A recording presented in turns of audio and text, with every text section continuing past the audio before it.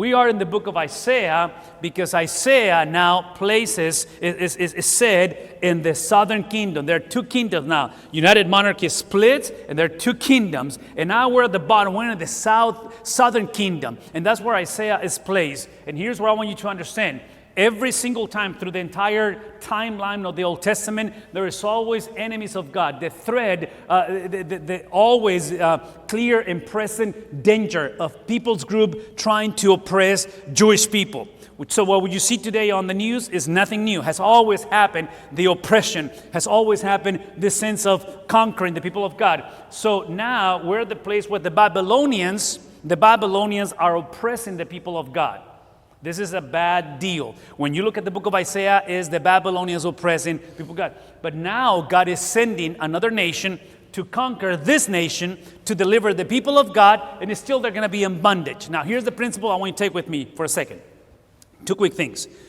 On one end, when it comes to the people of God, God disciplines his people. When it comes to the people who do not belong to God, people who are pagans, people who do not know the Lord, God is going to judge them and eventually destroy. I'm going to say it again. Discipline, judgment. Discipline, judgment. To be fair with us this morning, sometimes you don't feel the difference or you don't see the difference. Sometimes it's just hard. It's a hard and difficult season. The book of Isaiah is written in a time of severe discipline, but judgment is coming over the pagan nations. Listen to me for a second and just look at me. The principle is this. God is in control even of evil and suffering. And I'm saying this because typically the way we perceive things, and I'm speaking of what is about to take place this week, somehow we need to pray today, this morning, that our kids are confronted with the narrative of the Old Testament and New Testament. Let's be reminded of this principle because I think this is very prevalent today. In today's culture, most people are willing to talk or to believe in God or to have a conversation as long as life makes sense. As long as, things line up according to my understanding. But the moment things get crazy, broken, suffering, pain, whatever the case may be, now we question whether God exists. Now we question whether this is real or not. What's my point? Here's my point.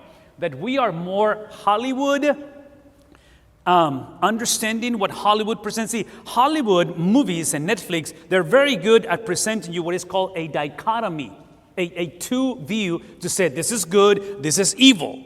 And God only rules when things are good. But when things are broken and you see Thanos taking over the Avengers or whatever, then you question whether good is possible, whether righteousness is possible. And all that I'm trying to tell you is that whether life makes sense or life makes no sense, whether you're going through moments of abundance or you're going through the deepest of sorrow, God is always in control. That's the point that I'm trying to make.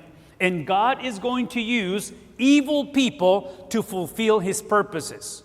I'm going to say it again. God is going to use the brokenness of, and I'm concerned to, I'm not sure if I should make this statement, but I'm going to make it anyways. God is not limited to your sin and my sin. He's going to do and fulfill his will in spite of whether we are faithful or we are unfaithful.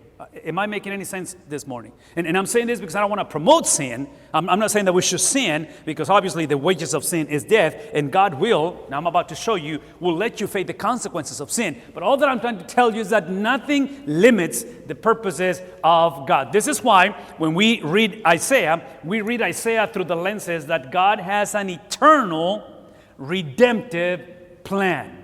And this is very important. This word right here, plan. He has, before the foundations of the world, he has created, he has determined a plan. And the beauty of this plan is that it is redemptive, meaning that it is salvific, that is for our redemption, that is for us to have a relationship with him. But simultaneously, the same God, because this is a very important word, is the same God that also has, or it includes, an eternal redempted judgment. So this is the both end of the conversation. God is love, but he exercises justice.